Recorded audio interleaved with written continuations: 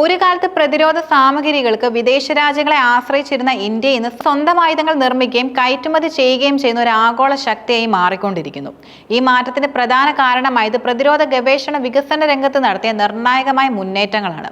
ഇതിന്റെ ഏറ്റവും പുതിയതും ശ്രദ്ധേയമായ ഉദാഹരണമാണ് തദ്ദേശീയമായി വികസിപ്പിച്ചെടുത്ത അഗ്നി 5 ഇന്റർമീഡിയറ്റ് റേഞ്ച് ബാലിസ്റ്റിക് മിസൈലിന്റെ വിജയകരമായ പരീക്ഷണം. ഈ മിസൈലിന്റെ വിജയം ഇന്ത്യയുടെ സൈനിക ശക്തിയെ ലോകത്തിന് മുന്നിൽ വീണ്ടും ഉറപ്പിക്കുന്നു. സാങ്കേതിക വിദ്യയുടെയും ശക്തിയുടെയും പ്രതീകം 5000 കിലോമീറ്ററിൽ കൂടുതൽ ഭൂപരിധിയുള്ള അഗ്നി 5 ഇന്ത്യയുടെ പ്രതിരോധ ശേഷിക്ക് പുതിയ അധ്യായം കുറിക്കുകയാണ്. ഇന്ത്യയുടെ ദീർഘദൂര ഉപരിതല ബാലിസ്റ്റിക് മിസൈൽ പരമ്പരയിലെ 5ാമത്തെ മിസൈലാണിത്.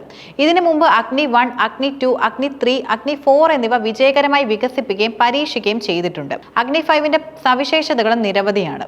അഗ്നി 5നെ സവിശേഷമാക്കുന്ന ഏറ്റവും പ്രധാനപ്പെട്ട ഘടകം ഇതിലെ MIRV സാങ്കേതിക വിദ്യയാണ്. ഒരു മിസൈലിൽ ഒന്നിലധികം ആണവ പോർമുനകൾ ഘടിപ്പിക്കാനും അവയെ വിവിധ ലക്ഷ്യസ്ഥാനങ്ങളിലേക്ക് അയക്കാനും ഈ സാങ്കേതിക വിദ്യ സഹായിക്കുന്നു. ഉദാഹരണത്തിന്, ഒരു ഒറ്റ വിക്ഷേപണത്തിലൂടെ മിസൈലിന് ഒരേ സമയം 3ഓ അതിലധികമോ നഗരങ്ങളിൽ ആക്രമണം നടത്താൻ കഴിയും. ഇത് ശത്രുവിന്റെ പ്രതിരോധ സംവിധാനങ്ങളെ മറികടക്കാൻ ഇന്ത്യയെ സഹായിക്കും. ഔദ്യോഗികമായി 5000 കിലോമീറ്റർ ഭൂപരിധിയാണ് അഗ്നി 5ന് അവകാശപ്പെടാനുള്ളത്. എന്നാൽ ചില പ്രതിരോധ വിദഗ്ധരുടെ അഭിപ്രായത്തിൽ ഇതിന് 8000 കിലോമീറ്ററിൽ കൂടുതൽ ഭൂപരിധിയുണ്ടെന്നും ഇന്ത്യ മനഃപൂർവ്വം ഈ ശേഷി കുറച്ചു കാണിക്കുന്നതാണെന്നും പറയുന്നു. ഈ മിസൈലിന് ഏഷ്യയിലെ എല്ലാ പ്രധാന നഗരങ്ങളെയും ലക്ഷ്യമിടാനും കഴിയും. പ്രത്യേകിച്ച് ചൈനയിലെ എല്ലാ പ്രധാന നഗരങ്ങളും ഇതിന്റെ പരിധിയിൽ വരുന്നുണ്ട്. ഇതിന്റെ പരമാവധി വേഗത ഏകദേശം മാക് 24 ആണ്. ശബ്ദത്തിന്റെ വേഗതയുടെ 24 ഇരട്ടിയാണിത്.